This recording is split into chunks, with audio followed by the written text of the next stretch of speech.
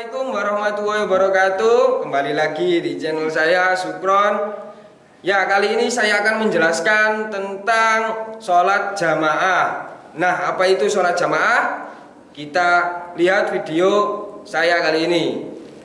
Tunggu dulu, nggak usah di subscribe, nggak usah di komen, nggak usah di like ya. Saya butuhnya hanya teman yang bisa menemani saya di saat senang dan sedih. Terima kasih. Assalamualaikum warahmatullahi wabarakatuh.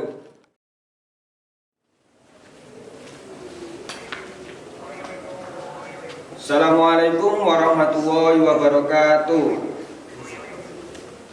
Bertemu lagi dengan Bapak. Seperti biasa, sebelum kita mulai pelajaran pada pagi hari ini, alangkah baiknya kita berdoa terlebih dahulu untuk ketua kelas supaya dipimpin berdoa. Dimulai. Bismillahirrahmanirrahim. Fafahamnaha Sulaiman wa kullan ataina hukman wa ilman wa sakharna ma'a Dawudal jibala yusabbihna wat-tayr wa kunna fa'ilin ya hayyu ya qayyum wa ya rabb Musa wa Harun wa ya rabb Ibrahim wa ya rabb sayyidina Muhammad sallallahu alaihi wasallam. Akrimna bil fahmi warzuqna ilma wal hikmata wal aqlami rahmatika ya arhamar rahimin. Amin ya rabbal alamin. Untuk teman-teman masuk semua ya hari ini? Ya Pak, alhamdulillahirabbil alamin. Kita lanjut. Sebelum kita bahas pelajaran pada pagi hari ini, buku atau kitab yang sudah dibawa dari rumah atau yang sudah dipersiapkan ditaruh di atas meja. Kalau sudah ditaruh atas meja ya, kita mulai pembahasan. Materi kita pada pagi hari ini adalah sholat jamaah. Sholat jamaah. Ada teman-teman ada yang tahu apa yang dimaksud jamaah itu? Jamaah Menurut bahasa jamaah adalah berkumpul atau bersama. Terus menurut fikih itu apa? Ayo, ada yang tahu jamaah menurut fikih itu gimana? Kalau tidak tahu, Bapak tuliskan ya. Menurut bahasa ya, itu adalah kumpul atau bersama. Menurut fikih adalah ibadah yang dilakukan lebih dari satu orang.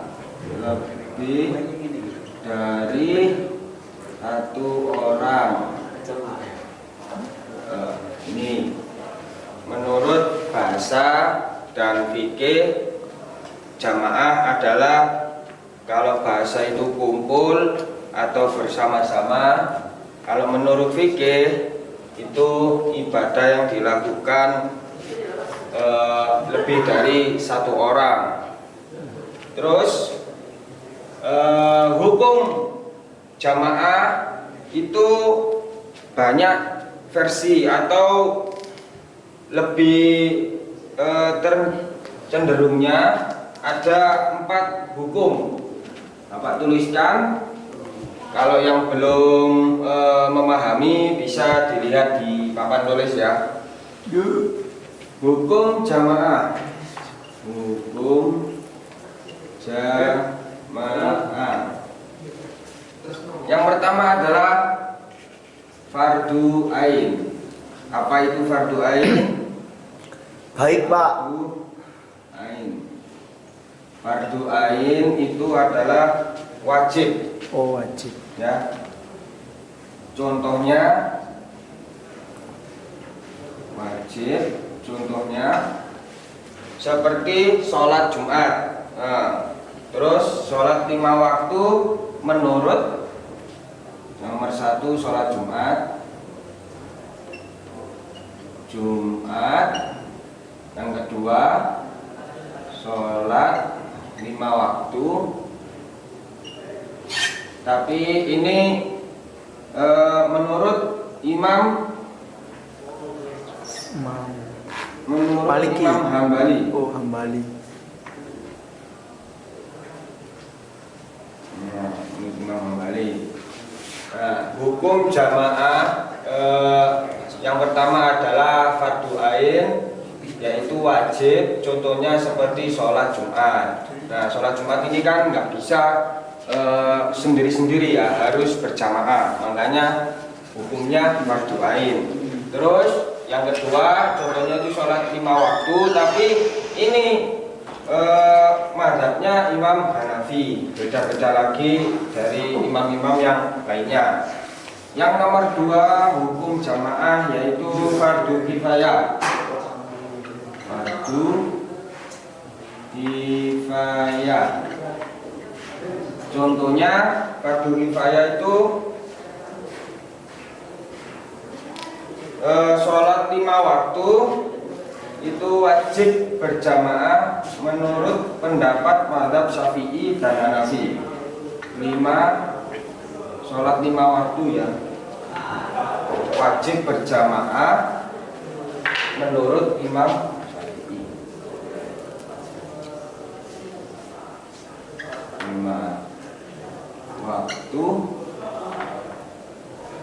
berjamaah menurut Imam Syafi'i dan Hanafi. Nah, hukum jamaah yang kedua yaitu fardu kifayah itu sholat 5 waktu, tapi ini menurut mazhab Syafi'i dan Imam Hanafi.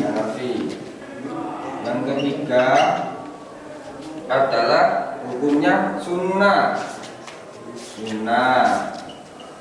Hukum jamaah sunnah ini sholat apa? Contohnya seperti berjamaah hari raya, sholat hari raya. Sholat hari raya. Hari raya seperti Idul Fitri,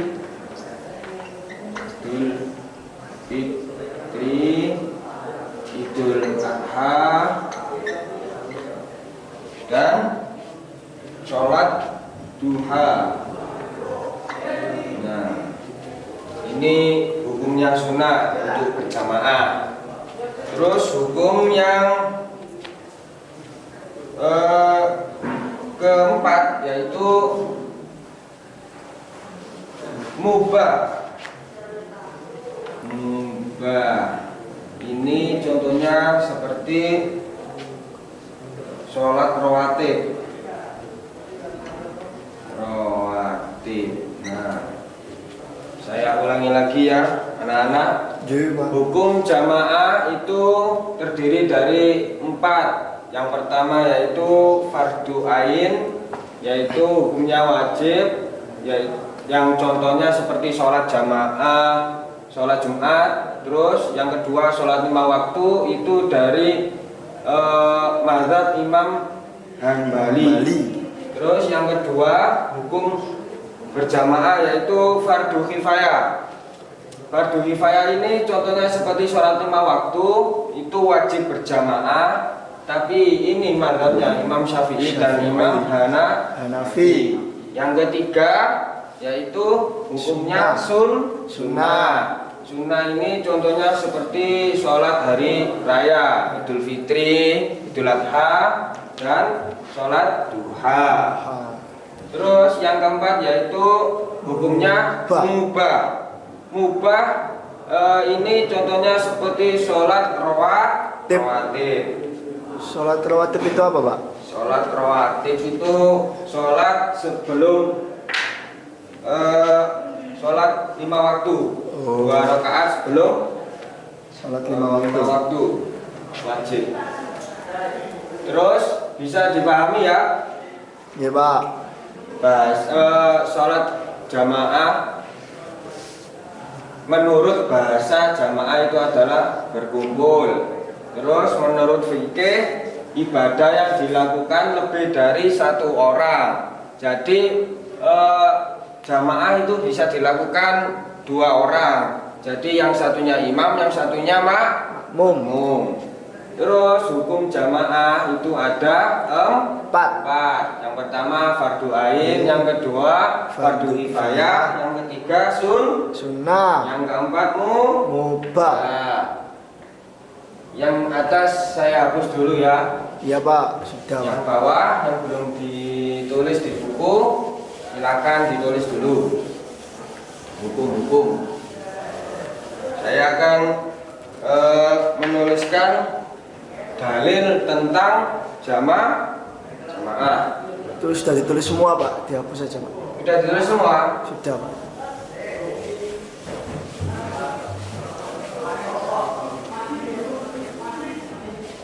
Bapak tuliskan dalil tentang sholat jamaah. Dalil sholat jamaah. Harus ditulis ini ya. Soalnya ntar saya cek kalau tidak ada saya beri hukuman. Oke, Pak.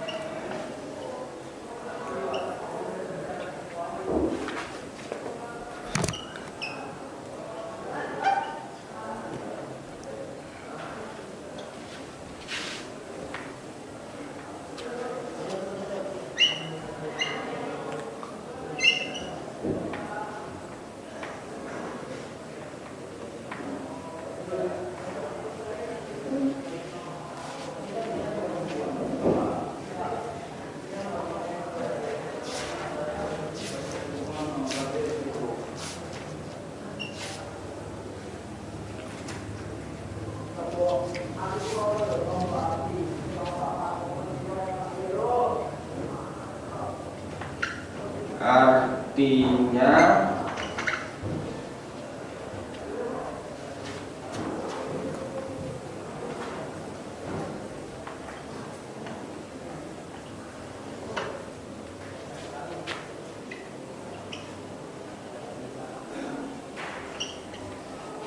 dan apabila kamu Muhammad berada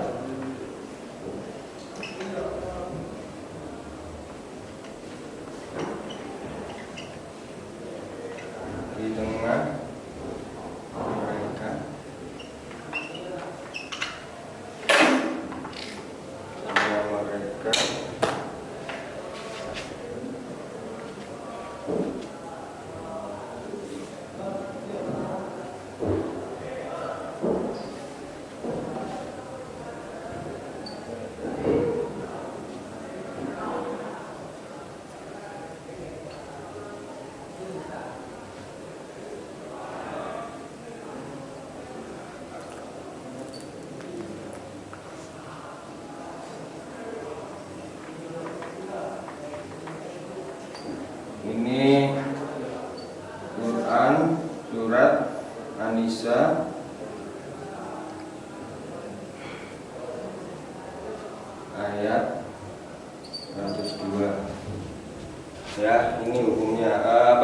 dalil Dalil. dari Al-Quran bisa ditulis terlebih dahulu supaya tidak lupa. Nah, ilmu itu, karena ilmu itu seperti kambing yang digembala. Jadi kalau kambingnya nggak diikat, ya akan hilang atau berlari-lari kemana-mana. Nah, seperti ilmu. Jadi kalau ilmu ini tidak diikat dengan ditulis di buku, ya akan jarang yang mengingatnya. Jadi akan hilang dengan tersendirinya. Sambil menulis kita baca dalilnya ya. Ya Pak. Bismillahirrahmanirrahim. Wa idza kunta fihim fa aqamta lahumus sholawata faltakum. Yang artinya, dan apabila kamu Muhammad berada di tengah mereka, lalu kau hendak melakukan sholat bersama-sama. An-Nisa ayat 102. sudah ya. Coba ditulis.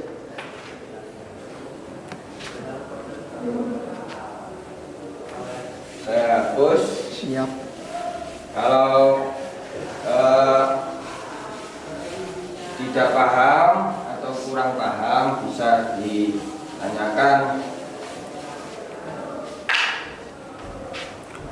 Kita langsung ke syarat menjadi imam. Jadi kan sholat jamaah kan ada dua, yaitu ada orang yang menjadi imam, ada orang yang menjadi makmum. Nah, ini syarat-syaratnya orang yang mau menjadi imam. Syarat imam. Nomor 1 yaitu dalam ilmu agamanya, lebih dalam ilmu agamanya. Ditulis dulu ya, ntar saya terangkan. Pak, itu kurang syarat Pak. Oh iya.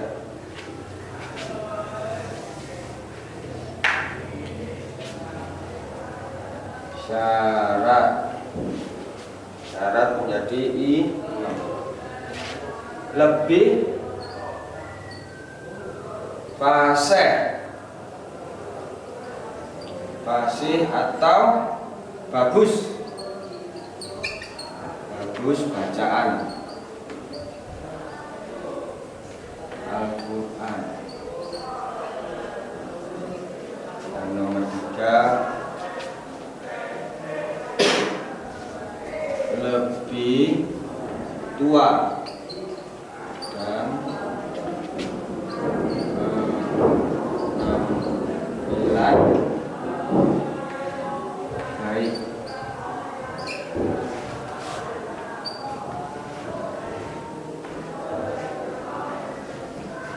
Berada di depan makmum.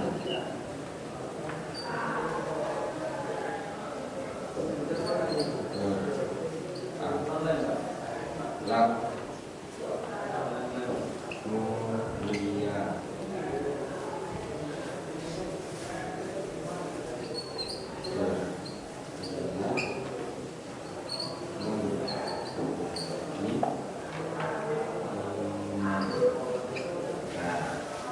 Ini syarat-syarat umum untuk menjadi imam ya. Yang nomor 1 Bapak jelaskan, lebih dalam ilmu agamanya. Jadi imam itu harus tahu dasar-dasar atau lebih bagusnya mengenal ilmu agama Islam. Jadi yang masih kecil yang belum tahu agama ilmu-ilmu agama yang banyak itu jangan dulu menjadi imam. Didahulukan yang sudah pintar dalam ilmu agamanya. Yang nomor 2, lebih fasih bagus bacaan dalam Al-Quran. Jadi imam itu harus suaranya yang merdu, yang bagus, yang bisa didengarkan supaya Enak. kita menjadi makmum itu menjadi tidak kesel ya. Nggak bosen Pak. Nggak bosen, nah seperti itu. Lebih tua dan penampilan baik, jadi diutamakan yang lebih tua, terus penampilannya baik. Jadi kalau dia tua tapi tidak penampilannya baik atau tidak mencerminkan untuk menjadi imam, ya jangan. Guyon. Yang selanjutnya berada di depan makmum. Jadi imam itu harus ada di depan makmum. Kalau di belakang itu tidak boleh. Yang selanjutnya berakhlak mulia. Kalau berakhlak mulia ini kan sudah tahu ya, berakhlak mulia. Jadi tidak seenaknya dewe atau sombong atau gimana, itu syirik. Jangan. Harus mempunyai akhlak yang mulia. Yang terakhir, berniat menjadi imam. Jadi imam itu harus niat menjadi imam. Jangan kamu di depannya makmum kok niatnya menjadi makmum. Nah itu kan nggak bisa jadi imam. Nah seperti itu. Bisa dipahami ya teman-teman? Ya Pak. Yang pertama, lebih dalam ilmu agamanya. Yang kedua, lebih fasih bagus bacaan Al-Quran atuannya. Yang ketiga, lebih tua dan penampilan baik. Yang keempat, berada di depan makmum. Yang kelima, berakhlak mulia. Yang keenam, berniat menjadi imam.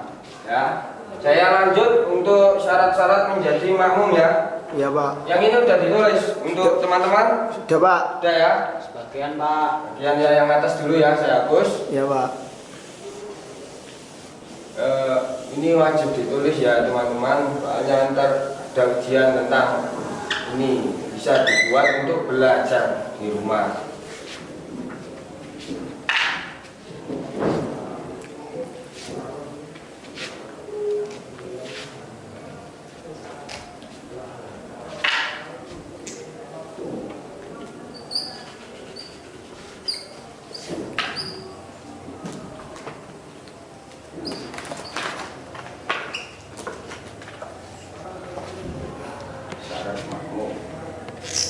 Sudah ya, Bapak hapus nggih? Iya Pak. Sekarang kita lanjut lagi ke syarat menjadi makmum. Jadi menjadi makmum itu harus ada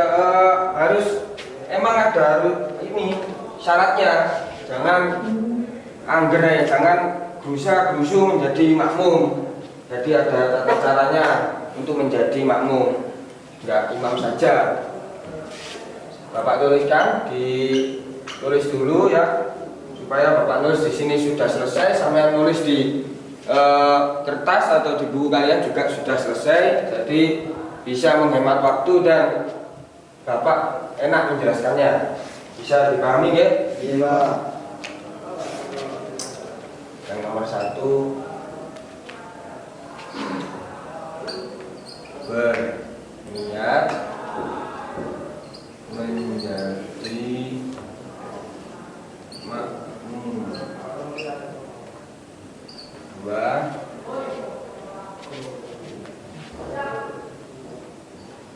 mengikuti gerak imam. 3,4,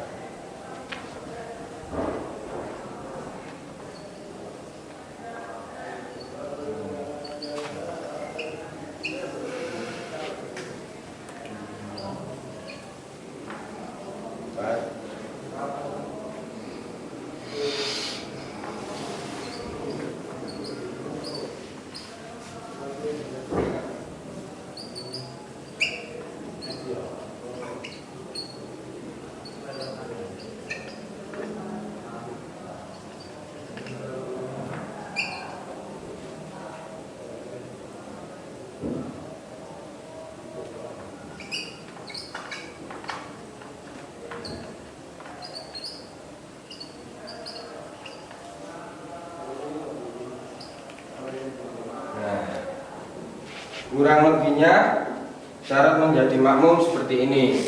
Kalau syaratnya harus Islam kan ya sudah wajib itu.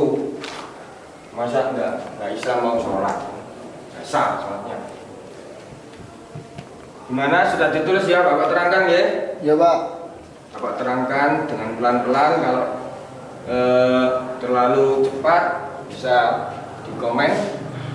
Berniat, syarat menjadi makmum yang pertama adalah berniat menjadi makmum. Sudah paham ya? Ya Pak. Terus yang nomor 2 itu mengikuti gerak-gerik imam. Nah, jadi makmum itu jangan sakar PDW mendahului ini apa imamnya belum ruku kok makmumnya sudah ruku ya, makmum kucluk namanya itu ya. Jadi harus nurut dengan imamnya ruku baru makmumnya ruku itu. Jangan dijak balapan imamnya. Sudah paham ya? Nomor 3 tidak mendahului imam. Nah, nomor 3 tidak mendahului imam. Nggak bisa online karena harus satu tempat. Kalau online itu yang bisa itu hanya belajar atau yang lainnya. Kalau ibadah itu jarang yang bisa online. Yang kelima yaitu berdiri di belakang imam. Nah, yang namanya makmum itu harus ada di belakang imam. Kalau makmum kok di depan imam, ya sholatnya tidak sah. Itu bisa dipahami ya? Iya Pak. Saya ulangi lagi, syarat menjadi makmum ya. Syarat menjadi makmum yang pertama berniat menjadi makmum. Yang kedua mengikuti gerak-gerik imam. Harus mengikuti gerak-geriknya. Kalau imam salah bisa dibenarkan.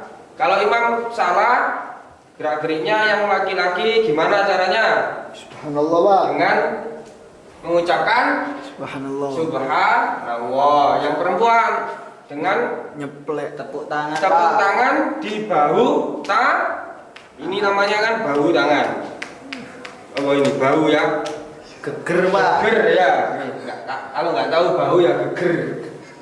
Yang ketiga yaitu tidak mendahului imam. Yang keempat, hendaklah satu tempat dengan imam. Jadi nggak boleh online. Itu kalau online itu satu server bukan satu tempat ya. Yang kelima itu berdiri di belakang imam. Nah, ini adalah syarat-syarat menjadi makmum. Sudah ya, sudah bisa dipahami ya? Iya Pak. Iya Pak.